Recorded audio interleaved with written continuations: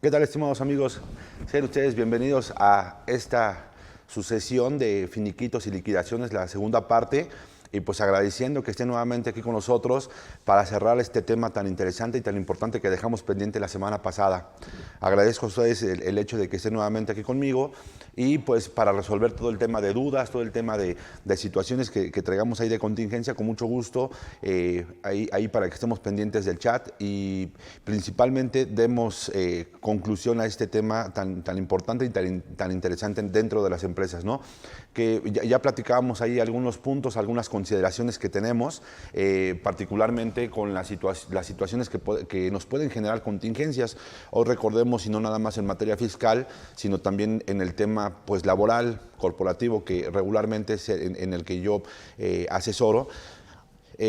Una de las principales primicias es el de la prevención como tal, por medio de los controles internos y la gestión de riesgos.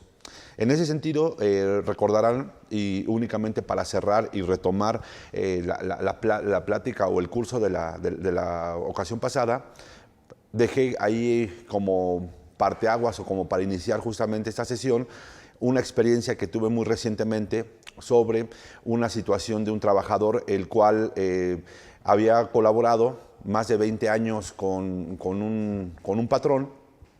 El patrón fallece, el patrón le firmó cartas, pero como persona física y no así como persona moral, como entidad jurídica. Le dejé abierta la pregunta si era válido que se reconociera obviamente la antigüedad del patrón, firmando el patrón como persona física, ¿no? Una primera precisión: quien le firmó es el presidente del Consejo de Administración, es uno de los socios, y evidentemente fue quien le dio todo el in-house del negocio como tal a esta persona que falleció. Digo, y aquí hay que hacer un poquito la reflexión en donde pues evidentemente la salida pues era porque ya hubo una nueva administración después del fallecimiento de esta persona que era el presidente del Consejo de Administración, y quieren empezar a tener una nueva administración como tal. La situación pues aquí, y la reflexión que les dejo es: yo creo que en una separación laboral, y lo mencioné en la sesión pasada, siempre hay que considerar dos cosas. Hay que dar realmente lo que le corresponde al trabajador, y principalmente después de una relación de 20 años, creo que lo más loable o el reconocimiento que merecía ese trabajador, cuando él fue el mismo que también ayudó al crecimiento propiamente del negocio, creo que era reconocerle, indemnizarlo conforme a la ley, y ahorita vamos a ver qué es lo que le correspondía, porque al final traigo ese cálculo. A final de cuentas únicamente le querían dar una pequeña compensación, que ni siquiera eran los 3 meses de sueldo, de acuerdo a una liquidación constitucional. Le querían dar menor a esa cantidad, le querían dar alrededor de unos 45 días, y las proporcionales de aguinaldo, vacaciones y prima vacacional, ¿no? Realmente entonces ahí fue cuando el trabajador inclusive fue a demandar y estaba solicitando nuevamente el ser restablecido en sus funciones que tenía como director médico de uno de los hospitales a donde trabajaba, ¿no? Entonces, pues vaya, aquí les traigo en contexto esto. Les puedo dar de manera anticipada que en este caso particularmente, por la calidad de la persona a quien le firmó y le reconoció la antigüedad durante tanto tiempo, sí estaría obligado de manera personal, digo, no demerito y no dejo de lado que posiblemente habría situaciones en donde un abogado laboralista que defienda al patrón, pues evidentemente con ciertas pruebas o con ciertas situaciones pudiera también desvirtuar el dicho. Sin embargo, pues está muy marcado, y además por quien está firmando y reconociendo propiamente la antigüedad del trabajador durante todo este tiempo, pues evidentemente se estaría ante una situación pues de sí estar reconociendo y pagando la antigüedad de esos 20 años, ¿no? Entonces, ahí, como para cerrar esta parte del círculo, con las cartas que le entregó, que le reconoció como persona física, con eso sería una prueba más para para poder validar esa parte. Más aparte, los recibos de nómina que tiene, el tema pues de que conoce propiamente el in-house de la operación, todo ese tipo de situaciones que pueden ayudar en un juicio, pues evidentemente a que pueda salir favorable hacia el trabajador, ¿no? Entonces, ahí quise poner como contexto esto. Vamos a ver algunos puntos ahorita. Esta parte de este curso va a ser muchísimo más práctica, porque traigo ahí, vamos a empatar la parte teórica que traigo junto con la parte práctica. Entonces vamos a ser un poquito más dinámicos. Me gustaría que tuvieran a la mano pues una hoja de Excel para que sea más rápido, y ya la capacitadora tiene las hojas de Excel que les di de los cálculos. Mi recomendación siempre que vayan a ejecutar un cálculo es que tengan paralelamente un sistema, una plataforma o una calculadora para que comparen los cálculos que hacemos de manera mensual y únicamente verifiquemos que está de manera correcta para evitar ahí situaciones de error. Recordemos que dentro del proceso de control interno es automatizar muchas veces el procedimiento de este tipo de cálculos para evitar errores, ¿no? Entonces, ahí nada más como punto importante se los establezco. Y pues muchísimas gracias nuevamente por estar aquí conmigo. Nos quedamos justamente en esta parte de aspectos laborales y fiscales. Vamos a dar un poco de teoría y le vamos a empezar a combinar con la parte práctica, con los ejercicios que les comenté. Vamos a, ahorita retomamos y les voy a decir, este es el caso de lo que les acabo de decir, para que lo identifiquen y lo tengan más que previsto, ¿no? Recordemos que les platicaba que hay 23 motivos o hay 23 formas de finiquitar y liquidar dentro de la Ley Federal del Trabajo, y posiblemente hay algunas otras que no tengo identificadas. Sin embargo, creo que esas 23 vamos a tomar unas 3 o 4 más o menos sobre los cálculos, y aquí las vamos a analizar para que también todas las dudas que lleguen a tener, con mucho gusto estoy aquí para poderlos apoyar y poder resolver esas dudas. Bueno, en el tema de la prima de antigüedad, ¿cuándo corresponde una prima de antigüedad y cuáles son los efectos fiscales que tiene justamente esta prima de antigüedad? Y ahorita vamos a empezar a jugar ahí con el tema de los casos prácticos. Bueno, pues la prima de antigüedad, como lo establece el propio artículo 162 de la Ley Federal del Trabajo, nos aparece que esta figura o se contempla dentro de este artículo. Los trabajadores de planta tienen derecho a una prima de antigüedad de conformidad a las siguientes normas o las siguientes reglas como tal. ¿Cuáles serían esas reglas o esas normas?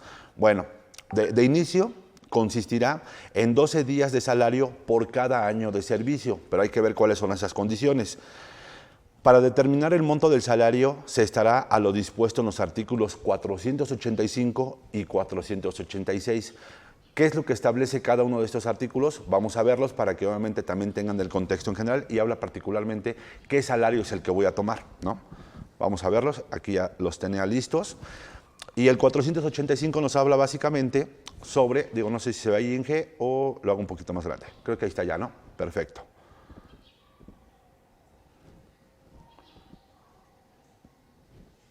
Ahí está, listo. Dice, la cantidad que se tome como base para el pago de las indemnizaciones no podrá ser inferior al salario mínimo. Y ahorita vamos a ver por qué motivo. Para calcular la prima de antigüedad particularmente, hay dos supuestos. Esos dos supuestos, uno juega el salario diario, no el salario diario integrado, y en este caso el otro que puede jugar puede ser anteriormente se tomaba como referencia el tema del salario mínimo. Hoy recordemos, a partir de la modificación que hubo con el tema de las sumas, hoy ya no se toma el salario mínimo, sino se toman como tal las sumas, y vamos a ver cuántas sumas son las que se podrían considerar para justamente esta parte de la indemnización por medio de la prima de antigüedad. ¿Qué es lo que me establece el propio artículo 486? Dice, para determinar las indemnizaciones a las que se refiere este título, que estamos hablando de la prima de antigüedad, si el salario que percibe el trabajador excede el doble, y aquí le cambiaríamos de UMAS en vez de salario mínimo, del área geográfica de aplicación al que corresponda el lugar de la prestación del trabajo, se considerará esa cantidad como salario máximo. Si el trabajador presta en lugares diferentes a las áreas geográficas de aplicación, el salario máximo será el doble del promedio de los salarios mínimos respectivos. Y ahorita vamos a ver justamente esa aplicación. Bueno, en el tema de la prima de antigüedad vamos a ver qué otros supuestos son los que juegan y ahorita realizamos ahí en el caso práctico ya una determinación para que ustedes tengan el contexto general de cómo se maneja esta parte de la prima, cuándo aplica el doble de la UMA o cuándo aplica el salario diario del trabajador, que estaríamos hablando del salario diario, su salario bruto entre el número de días del periodo. Ese sería el salario diario básicamente, no hacia el integrado, que recordemos que el integrado incluye todas las prestaciones a las que tiene derecho el trabajador, ¿no? Entonces, pues, trataré de pues, obviamente ser un poquito explícito con ese tipo de situaciones y cualquier duda, por favor, Inge, ahí me pasa las preguntas, por favor. Gracias. Bueno. La prima de antigüedad se pagará a los trabajadores que se separen voluntariamente, y hablando de voluntaria es que el trabajador vaya y diga, ¿sabes qué? Yo doy por concluida la relación laboral, y puede ser por muchos motivos, por cuestiones personales, por una mejor oferta laboral o simplemente porque ya no quiere trabajar, pero es de manera voluntaria. No se le obliga al trabajador, no hay un despido injustificado y simplemente el trabajador decide concluir la relación laboral, ¿no? Que inclusive ya vimos algunos de los supuestos por los cuales sin responsabilidad para el patrón podría ser esa parte también, ¿no? Siempre que hayan cumplido por lo menos 15 años de servicios, ¿sale? Entonces, ahí para que lo tengan ustedes bien identificado, bien en contexto y no haya pues diferencias. Asimismo se pagarán a los que se separen por causa justificada y a los que sean separados de su empleo independientemente de la justificación o injustificación del despido. Si tú tienes la condición de los 15 años, te va a tocar la prima de antigüedad. Y hay una condición importante, inclusive en el tema de una antigüedad de 20 años, y ahorita platicaremos del tema de la reinstalación.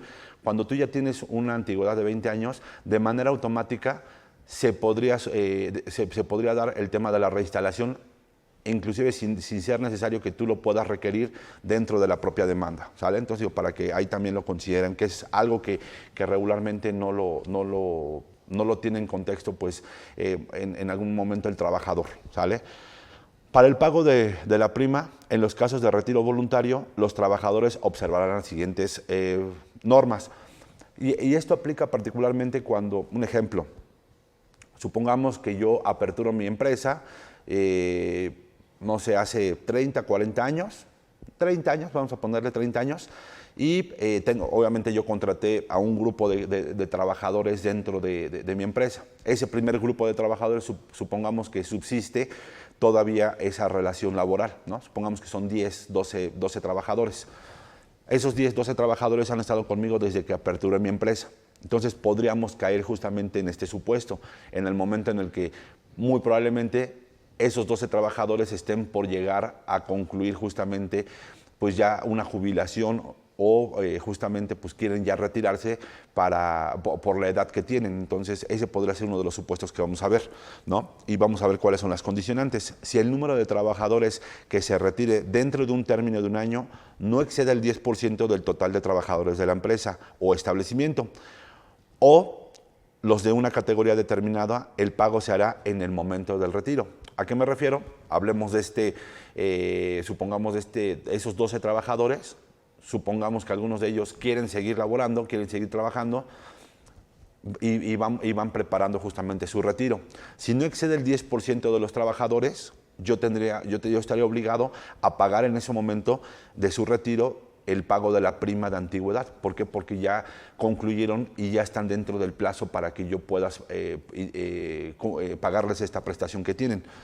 Ahora vamos a ver otro de los supuestos. ¿Qué pasaría si excede ese 10%? Que estaríamos hablando en el caso de los 10 trabajadores, que si uno se quiere retirar, se la pago en el momento. Pero ¿qué pasaría si dos? Y sería el 20%. Bueno, pues vamos a ver. Si excede el 10%, se pagará a los que primeramente se retiren, platicando que uno de ellos se quiera retirar del inicio, y podrá diferirse al año siguiente el pago a los trabajadores que excedan dicho porcentaje. O sea, supongamos que en este caso esos dos trabajadores se quieren ya concluir la relación laboral, se le paga o hasta por derecho de antigüedad, si se le contrató a alguno por días o por meses antes que al otro, se le da el derecho justamente por el tema de la antigüedad que puede tener, o simplemente si alguno se quiere jubilar antes y el otro puede esperar un poco de tiempo más, si no excede este 10%, si excede este 10%, yo lo podría diferir hasta un año como tal, ¿no? Entonces, también para que ahí lo tengan en contexto, hablando de grupos y situaciones como las que les acabo de comentar. En el caso de la muerte, el trabajador también tiene derecho justamente al tema de la prima de antigüedad, siempre y cuando pues, cumpla con las condiciones que ya platicamos, ¿no? Y estas vienen establecidas a que si fallece el trabajador, a quienes se les va a pagar justamente esa prima de antigüedad, y ahorita lo vamos a ver en el propio artículo 501, que puede ser a la viuda, a los ascendientes, pero hay que ver sobre qué figura, y si me lo permiten, con mucho gusto vamos a revisarlo. Listo.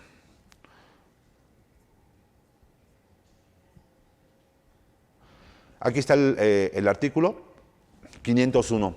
¿Quiénes tendrán, en caso de la muerte del trabajador, derecho a la indemnización? Y ojo, también ahí uno de los puntos importantes o que me gustaría nombrar es que de acuerdo a las últimas reformas que hubo, la ley establece que es necesario que el trabajador deje beneficiarios dentro del contrato laboral, importante, y recalco, dentro del contrato laboral, quiénes van a ser los beneficiarios quienes van a obtener esta parte de los pagos que le adeuda el patrón al colaborador.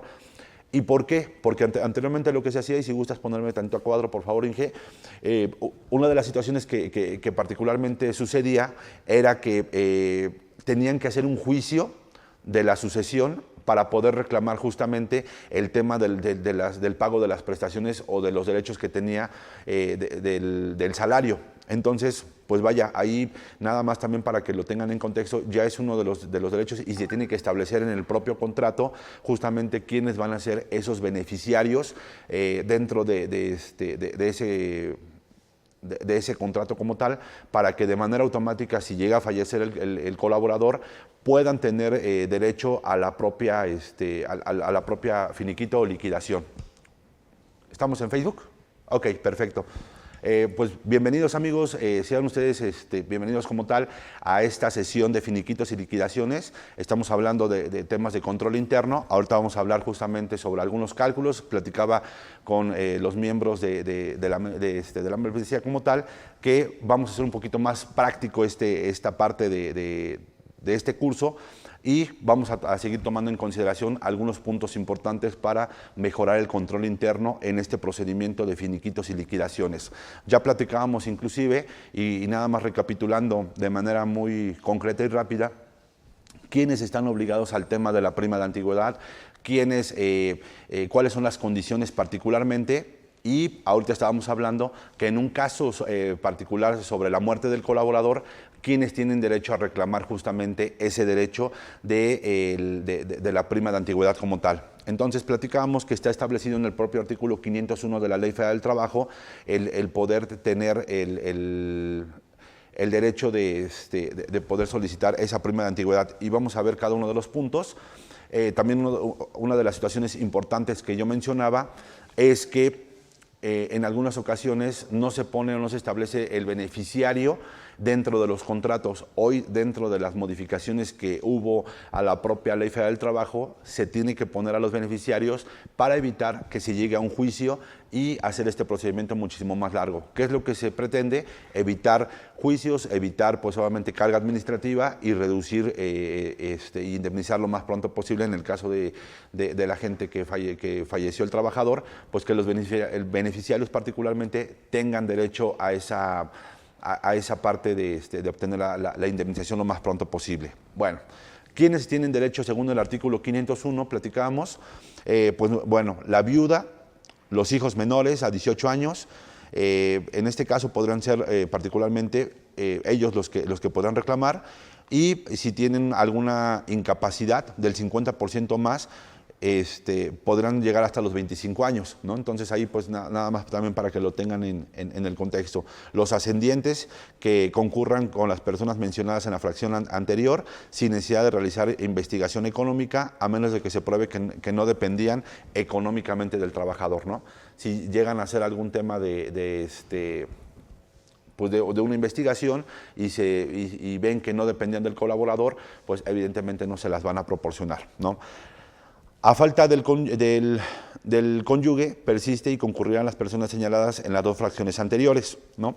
Básicamente son a estas personas a las que se les estaría dando pues, el beneficio de esta prima de antigüedad como tal, y tendrían que hacer el procedimiento como tal, acreditar que efectivamente pues, era su familiar, que era el cónyuge, que era el papá, de manera pues obviamente con el acta de función y con documentos que lleguen a solicitar directamente las autoridades correspondientes, ¿no? Entonces, esta prima de antigüedad, básicamente, lo que se establece es de que cubrirá a los trabajadores y a sus beneficiarios independientemente de cualquier otra prestación que les corresponda, ¿no? Y ya platicábamos que esta prestación, la condición pues es de que se tengan 15 años de antigüedad, por lo menos, para que puedan tener derecho a ella. Ok. ¿Cuáles van a ser los datos que vamos a necesitar para el cálculo de la prima de antigüedad?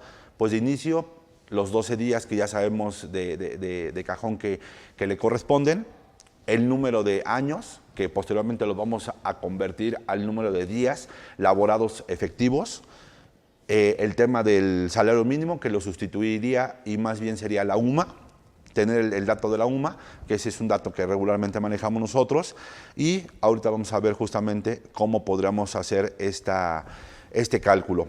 En el caso necesario de obtener partes proporcionales de la prima, se calcularán de la siguiente forma. Los 12 días entre los 365 días, y eso me va a dar el número de días desde que inició la relación laboral hasta que se concluye como tal la relación laboral como tal. Y me están indicando que tenemos algunas dudas. Si me permiten, con mucho gusto vamos a empezar a atenderlas. ¿Qué tal, Oscar? Muy buenos días, muchas gracias por seguirnos. Dice una pregunta al expositor. ¿Podría apoyarme en comentar los conceptos que conforman una liquidación en trabajadores con la antigüedad menor a un año, en trabajador indeterminado y temporal? Sí, con mucho gusto. Ahorita traigo ahí algunos datos y los vemos. Felicidades en el primer aniversario de charla entre amigos. Un saludo a todos los expositores y en especial al maestro José Antonio González Castro. Es un modelo de asesor a seguir. Felicidades, sí. De hecho, ayer, si me permiten hacer este paréntesis, la verdad es que no nada más al maestro José Antonio, que sí me queda claro que es el titular del programa de charlas fiscales entre amigos, sino a todo el grupo de expositores, a todo el equipo técnico, al ingeniero Pepe, a Mike, a Serge, a todos los que hacen posible a esta parte, y también digo, no quiero dejar de nombrar pues a la parte directiva y a quien también nos atiende, que es Luisa, que le quiero mandar un fuerte abrazo, que regularmente nunca la nombramos, pero que también es parte esencial de que viene aquí, nos atiende en cuestión de cosas que llegamos a necesitar. Le mando un fuerte abrazo y muchísimas gracias, Luisa, por atendernos y por siempre darnos ese apapacho que necesitamos nosotros. Y sí, efectivamente, hemos tenido pues bastante aceptación por parte de ustedes, y sin embargo pues este éxito se los debemos a ustedes, a que nos siguen, a que están pendientes de las charlas, a que nosotros tratamos de dar temas innovadores, y créanme que así tratamos de que será en lo sucesivo. De hecho, la siguiente charla fiscal estará el contador Eduardo, el maestro José Antonio, y me parece que el maestro Alejandro Ponce. Entonces, digo, ahí síganos nuevamente también en charlas fiscales, y muy probablemente también estaremos dando ahí alguna otra charla, digo, donde yo seré el que pueda dar parteaguas a esa charla como tal, ¿no? Entonces, muchísimas gracias por las felicitaciones, te mando un fuerte abrazo, y pues esperando a que sigan justamente, que ese programa no sea nada más este año, sino que sea de manera indefinida. Muchísimas gracias, y también siéntanse parte de esta su casa, porque al final no sería posible sin ustedes como seguidores, como gente que realmente ve el programa como tal, ¿no? Muchísimas gracias por la felicitación, y sí, la verdad es que ayer estuvo súper bonita el programa, y posteriormente pues el festejo como tal. Realmente estuvo muy agradable, y ahí estarán compartiendo posteriormente todas las fotos y la sesión que tuvimos ahí posterior o post la sesión del programa. Muchísimas gracias, y pues seguimos con el tema. Entonces vamos a ver justamente, ahorita me estaban solicitando un cálculo. Me dice aquí Oscar que quiere un cálculo de liquidación con antigüedad menor a un año, con un trabajador de tiempo indeterminado y uno temporal. Pues vamos a realizarlo, si me lo permiten. Vamos a empezar a hacer ese cálculo y vamos a abrir nada más aquí el material que traigo para ustedes.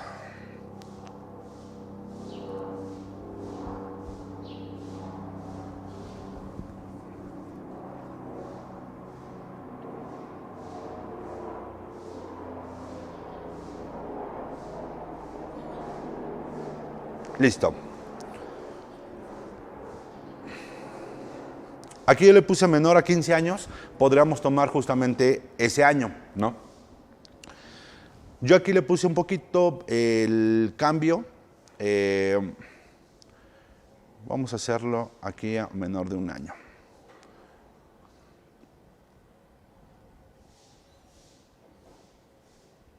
Vamos a ponerle que aquí su fecha de ingreso, si te parece bien, Oscar, vamos a poner que entró el día, a ver Inge, ¿ahí se ve bien? ¿Sí? ¿Ahí está perfecto?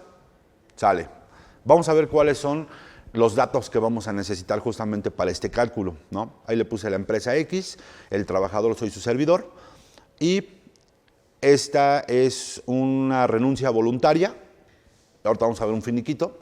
Vamos a ver una renuncia voluntaria. Me gustaría que hicieran también y que tuvieran a la mano alguna hoja de cálculo para que lo hiciéramos paralelamente, y dejamos un caso práctico para que también ustedes lo vayan trabajando y veamos los supuestos, ¿no? Traigo 4 casos prácticos, creo que este encaja perfectamente en lo que me están solicitando para ver cuáles son los efectos. Entonces, yo traía ya uno hecho, pero vamos a alinearnos a lo que me están solicitando, que sería menor a un año.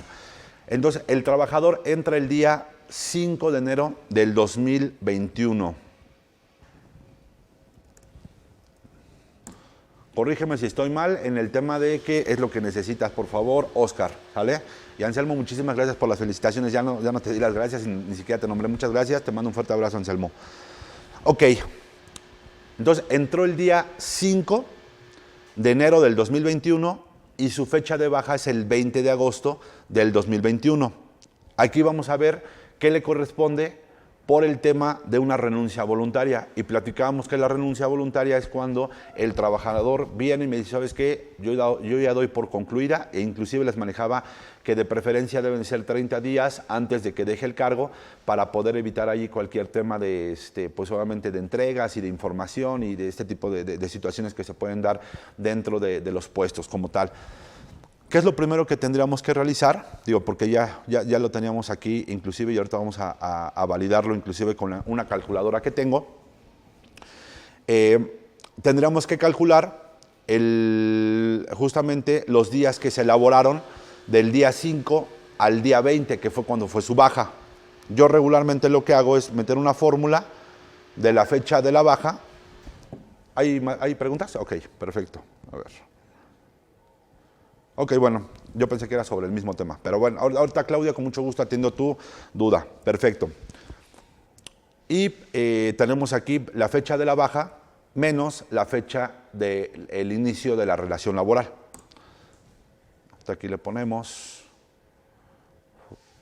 un formato que me dé nada más el número y serían 227. Sin embargo, como se está considerando un día porque está corriendo a partir de la fecha del 5, vamos a restarle un día y serían 226 días.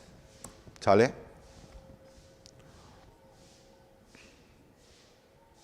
Entonces, vamos a bajar aquí a los datos.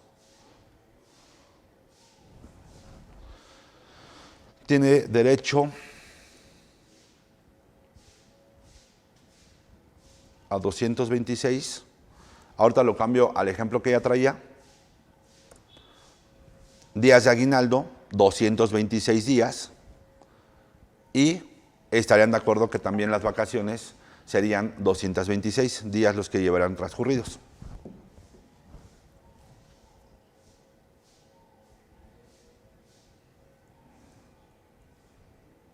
Ok. Aquí borramos esta parte porque había hecho justamente que tenía 11 años. Vamos a ponerle 4 meses y Años cumplidos para ISR, vamos a dejarle ahorita en 0. Perfecto. ¿Qué le correspondería a este colaborador? Pues obviamente nada más la liquidación de sus partes proporcionales. Primera, porque el patrón no le quita pues obviamente el derecho que tiene del trabajo, simplemente el colaborador presenta su carta, hace todo el procedimiento y le corresponden únicamente las partes proporcionales debido a que es una renuncia voluntaria o un finiquito, ¿sale? ¿Qué le correspondería? Si me lo permiten. Vamos a ver a cuántos días de aguinaldo tiene derecho. Aquí dice que son 20 días de aguinaldo, 25% de la prima vacacional y le corresponderían en este caso 6 días de vacaciones únicamente, a menos de que la empresa otorgara alguna prestación extraordinaria o superiores a las de la ley, que puede darse que den, no sé, 15 o 10 días de inicio, ¿no? Entonces vamos a poner aquí los normales, los regulares, vamos a dejar el salario. Aquí aplicaría justamente este salario diario integrado,